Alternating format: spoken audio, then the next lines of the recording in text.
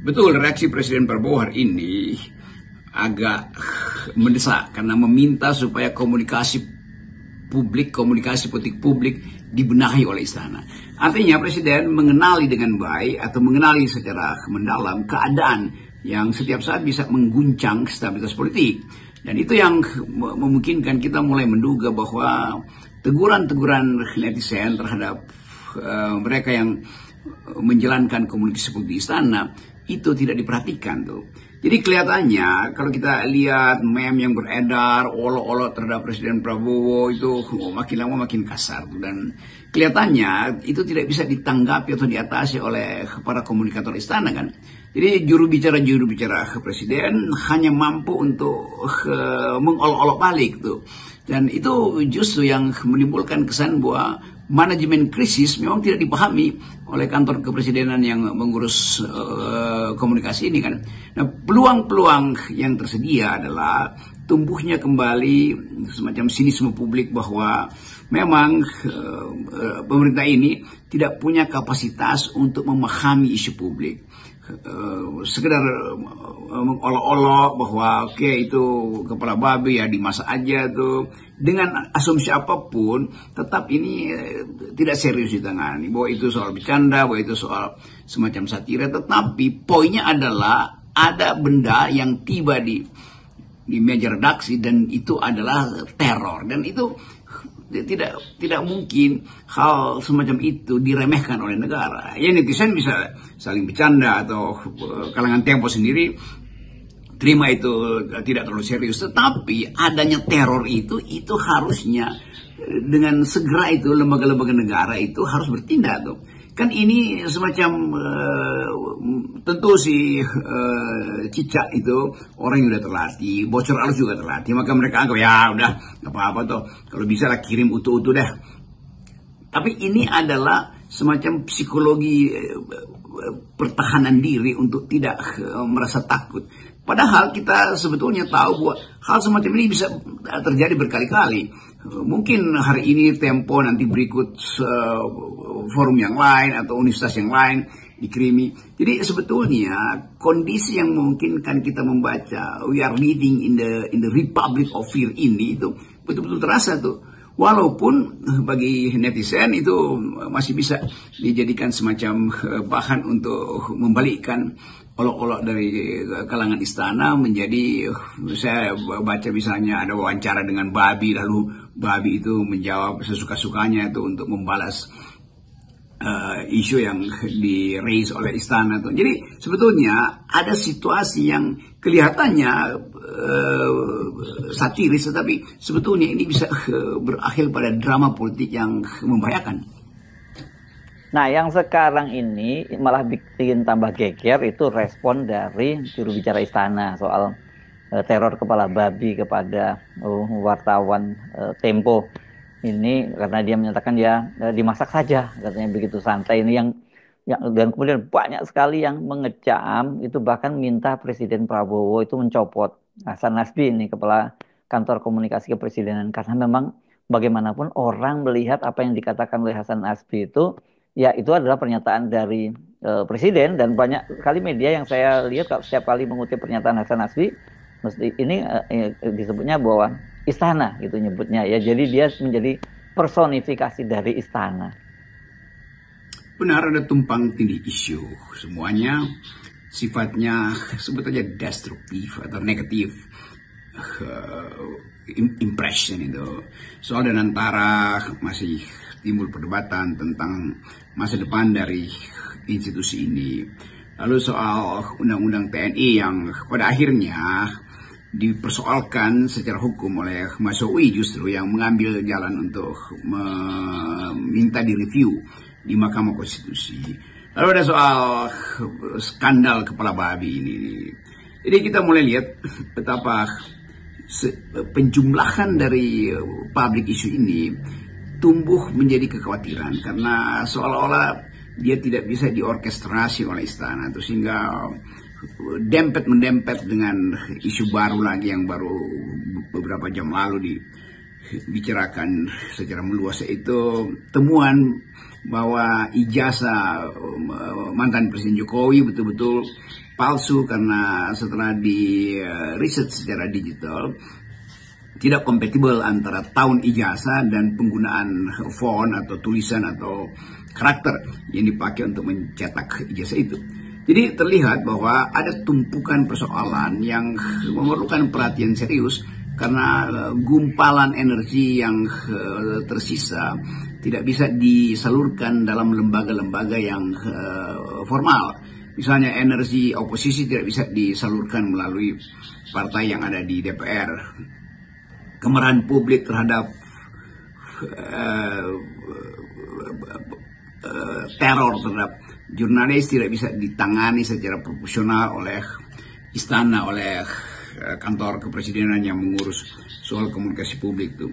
Jadi semua hal akan tiba mungkin dalam endapan publik bahwa masalah-masalah krusial bangsa ini akan berlanjut.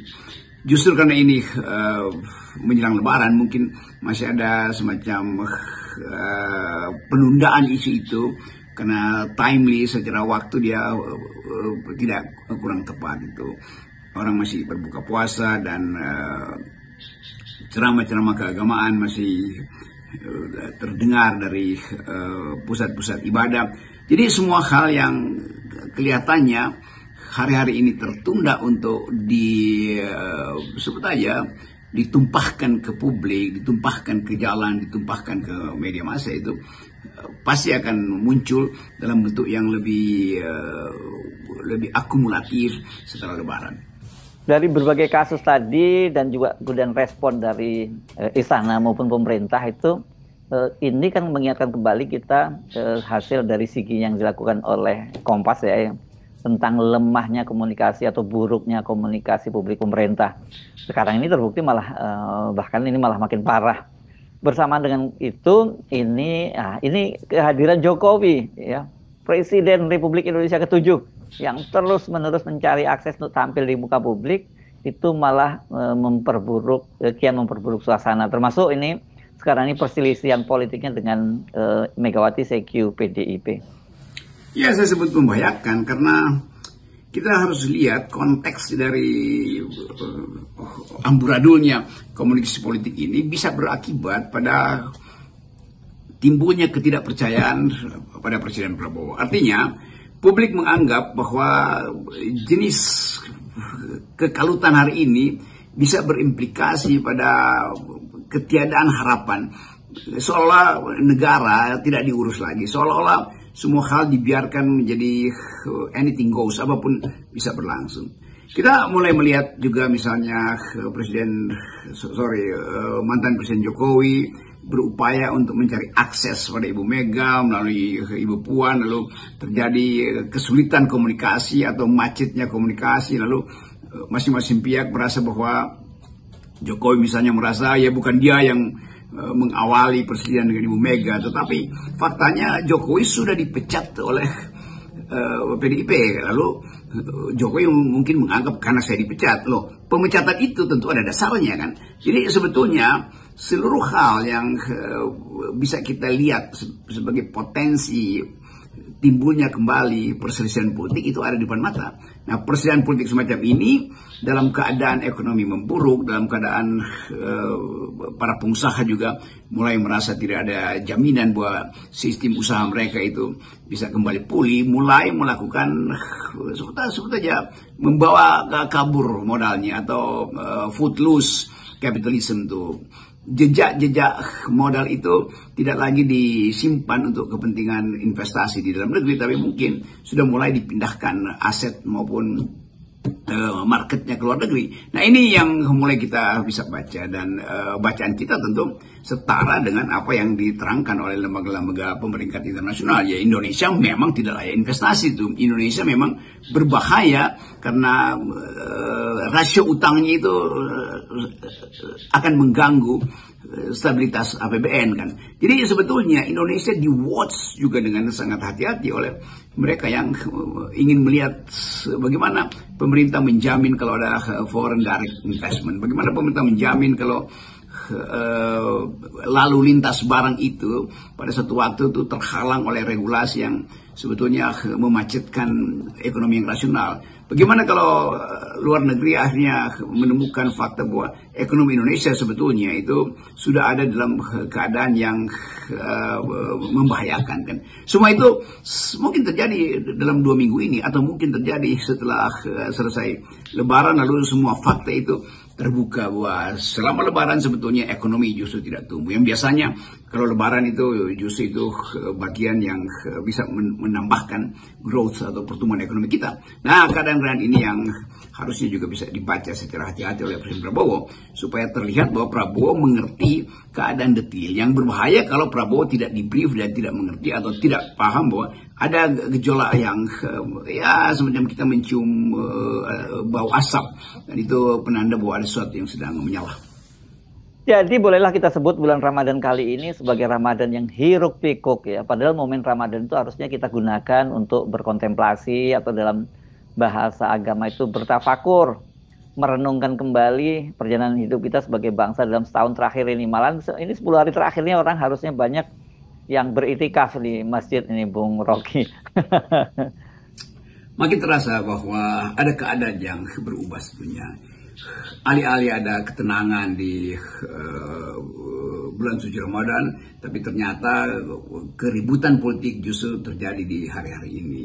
Dan kita masih akan lihat banyak video yang beredar tapi tanpa diberitakan oleh media-media konvensional itu, yaitu teman-teman mahasiswa, adik-adik kita, anak-anak kita, rekan-rekan berpikir kita yang luka-luka, ada yang patah tulang, ada yang harus dioperasi, ada yang pulang dengan kasus yang mungkin tidak pernah dibayangkan bahwa handphonenya dibajak, lalu akunnya itu diganti sebagai akun pinjol segala macam, dan satu waktu mungkin tagihan akan datang ke mereka.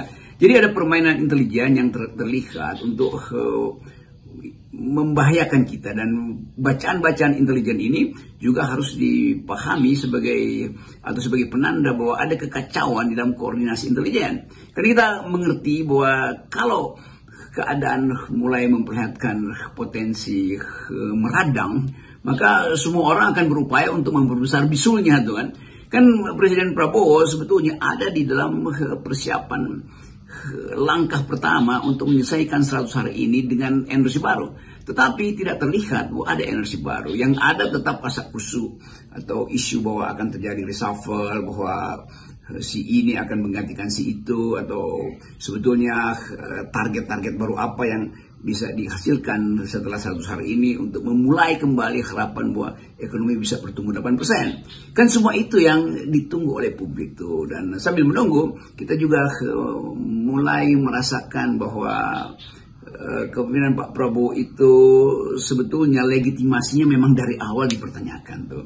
Nah, kalau kita endapkan masalah-masalah ini, kita akan lihat bahwa kalau kita bercakap-cakap secara mendalam, kalau saya lagi hiking bertemu dengan penduduk yang sekedar menyapa, itu pasti pembicaranya tentang ijazah palsu Jokowi, pasti pembicaranya tentang Indonesia gelap, pasti pembicaranya tentang gerakan mahasiswa yang dinanti-nantikan untuk berubah menjadi demonstrasi besar-besaran mengulangi 98. Semua itu adalah imajinasi yang ada di dalam kepala rakyat, bukan mereka yang ingin ngomporin, tapi mereka bertanya pada saya tentang bisa nggak dia 98. Jadi bayangkan misalnya satu psikologi sosial sudah terbentang, dan intrusi-intrusi yang ada selama ini itu mengarah pada upaya untuk menagih pada Pak Prabowo, apakah dia adalah kadernya Jokowi atau dia kader dari mereka atau rakyat yang memilih dia.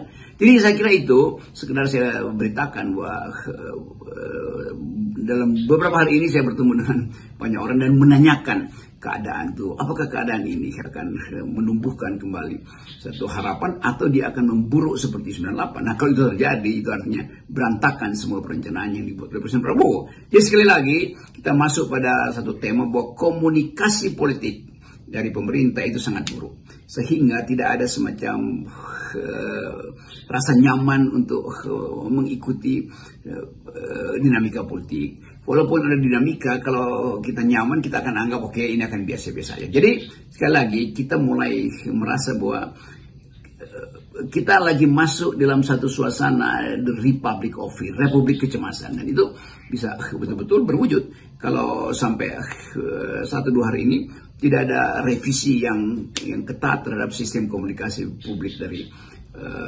pemerintahan Presiden Prabowo.